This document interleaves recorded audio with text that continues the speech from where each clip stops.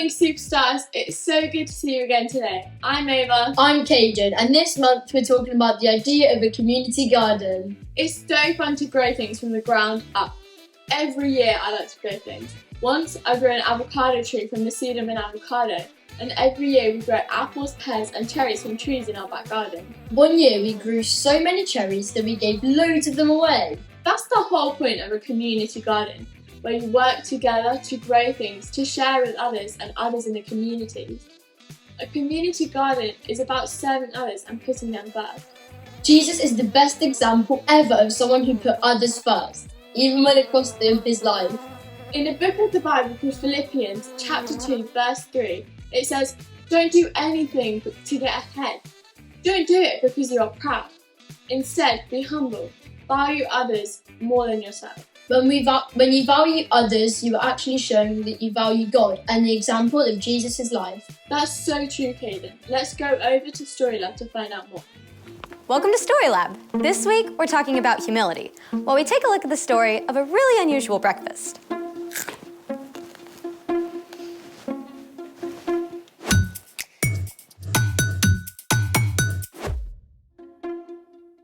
Hey, I'm Skylar. And I'm Sebastian. We're talking about humility, which is putting others first by giving up what you think you deserve. So what are we doing today?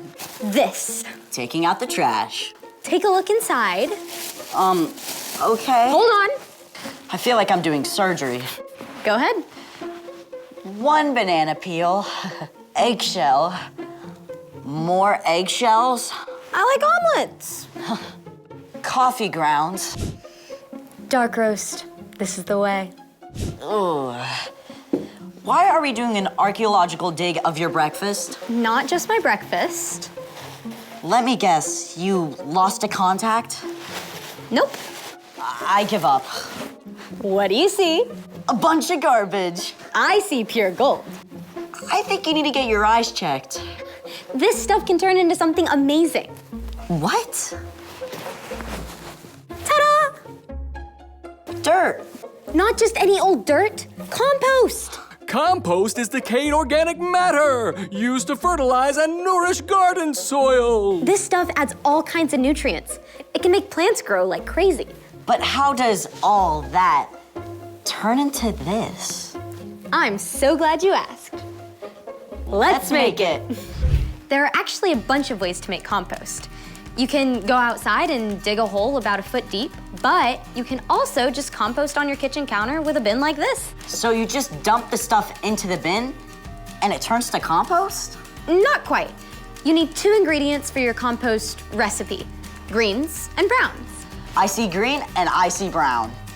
Actually, these are all greens.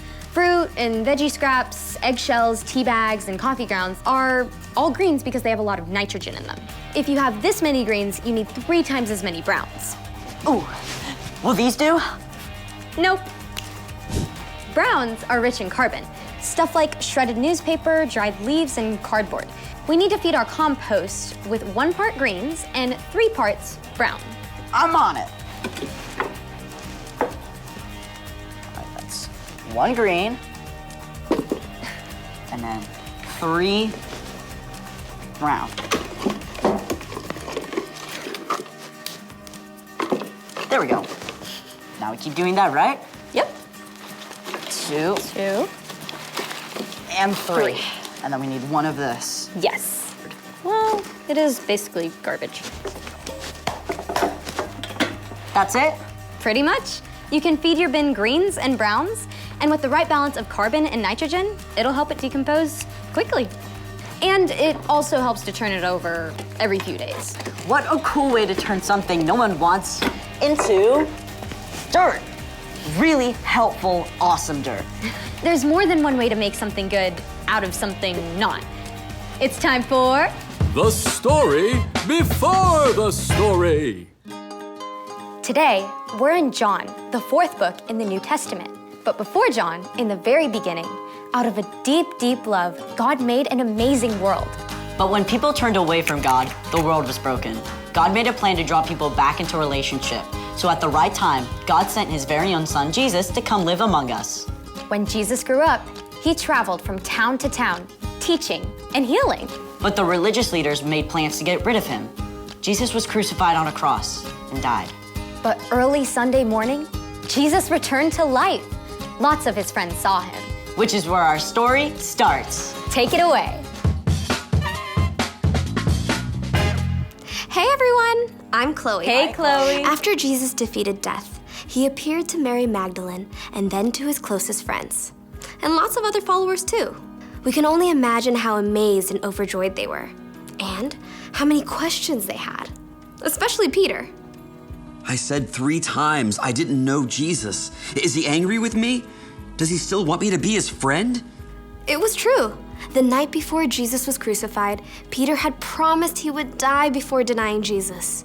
Where I am going, you can't follow now, but you will follow me later. Lord, why can't I follow you now? I will give my life for you. Will you really give your life for me? Before the rooster crows, you will say 3 times that you don't know me. Within hours, Jesus was arrested. Many of Jesus' friends had fled, but Peter followed behind, trying to remain unnoticed. As Jesus was questioned by the high priest, Peter stayed outside, warming himself by a fire. A servant girl questioned him. You aren't one of Jesus' disciples too, are you? Peter was cold and scared, so he let fear take over. I am not. 2 more times, Peter denied knowing Jesus. Then, a rooster crowed, just as Jesus had said, and Peter realized the terrible thing he had done. That had only been a short time before. Even though Jesus was now alive again, Peter wasn't sure what Jesus thought of him. So, Peter did what he often did when something was bothering him. He gathered a few friends and went fishing. All night long, they threw out their nets, but by early morning, they still hadn't caught a single fish. As they returned to shore, they saw a lone figure standing there. Friends, don't you have any fish? No. Throw your net on the right side of the boat. There you will find some fish. That makes 0 sense. Even though it seemed ridiculous, Peter gave it a try. And within moments, the net was so full of fish, they couldn't even pull it onto the boat. It's Jesus. In his excitement, Peter forgot his worries and splashed as fast as he could toward Jesus. When he reached the shore, Peter found that Jesus had already cooked fish over a campfire. Come and have breakfast. Jesus offered the fish and some bread to Peter and his friends. The last time they had eaten together was the night Jesus died. But so much had happened since then. They may have been quiet as they ate, wondering how things would be different now. When they finished breakfast, Jesus called Peter aside. Maybe they took a walk on the beach. I bet Peter's heart was pounding fast. This is it. Peter, do you love me more than these others do? This was not what Peter expected. He took a deep breath and answered. Yes, Lord. You know that I love you. Feed my lambs. Now, let's be clear. There were no sheep on the beach. Jesus didn't mean for Peter to take some lambs out into a field of green grass. But many times, Peter had heard Jesus call himself the Good Shepherd, while the people around him were like sheep. Jesus wants me to take care of the people who follow him. Again, Jesus asked, Peter, do you love me? Yes, Lord. You know that I love you. Take care of my sheep. Peter was getting anxious again. Why had Jesus asked a second time? Didn't Jesus believe him? A third time, Jesus asked.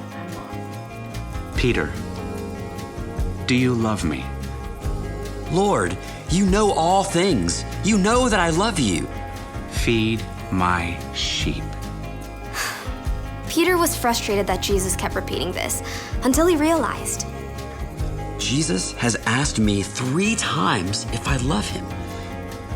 Maybe that's once for every time I said I didn't know him.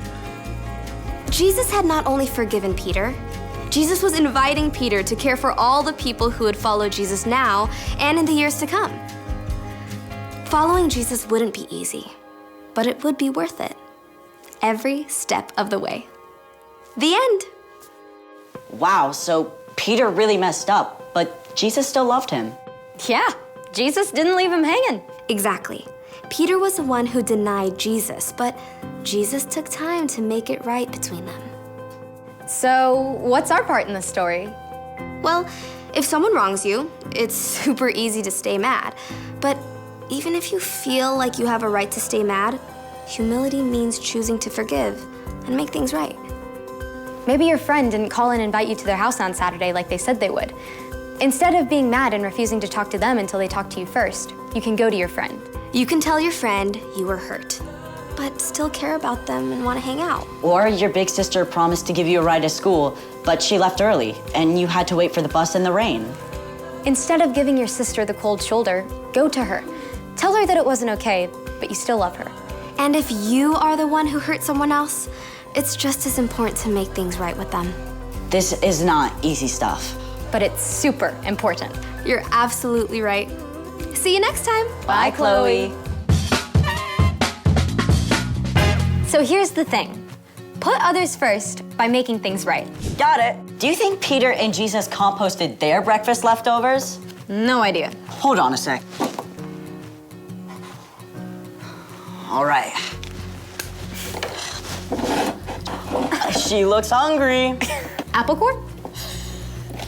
Nom, nom, nom, nom, nom, nom, nom, nom. Thank you.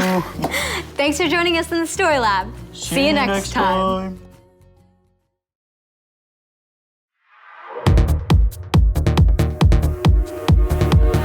I'm blown away by your love for me. It goes on and never ends. I belong to you. I'm chosen by you. Forever, I'm your friend. You'll always be right here with me. I'm so thankful for your love. No matter what I do, I know this is true. You're by my side, you'll never leave. I wanna thank you, God, for showing me who I am. You're so good, you help me to understand. We are your sons and daughters. You're such an amazing Father. Thank you, God, for coming to rescue me. You're so good, God, you're everything I need. Every minute of every day, I just wanna say thank you, God. I'm blown away by your love for me. It goes on and never ends. I belong to you. I'm chosen by you. Forever, I'm your friend. You'll always be right here with me. I'm so thankful for your love. No matter what I do, I know this is true. You're by my side, you'll never leave. I wanna thank you, God, for showing me who I am. You're so good, you help me to understand. We are your sons and daughters. You're such an amazing Father. Thank you, God, for coming to rescue me. You're so good, God, you're everything I need. Every minute of every day, I just wanna say thank you, God. You sent your son to set us free. For your love and kindness, I will sing. You sent your son to set us free. For your love and kindness, I will sing. I wanna thank you, God, for showing me who I am. You're so good, you help me to understand. We are your sons and daughters. You're such an amazing Father. Thank you, God, for coming to rescue me. You're so good, God, you're everything I need. Every minute of every day, I just wanna say thank you, God. That was so awesome. We hope you enjoyed Story Lab and the worship song too. Do join us again next week for more fab stories, either online from 9:30 a.m. or on site at the Free Church Hall in Letchworth from 10:15 a.m. Have a great week, and remember, you were Born to shine. Bye.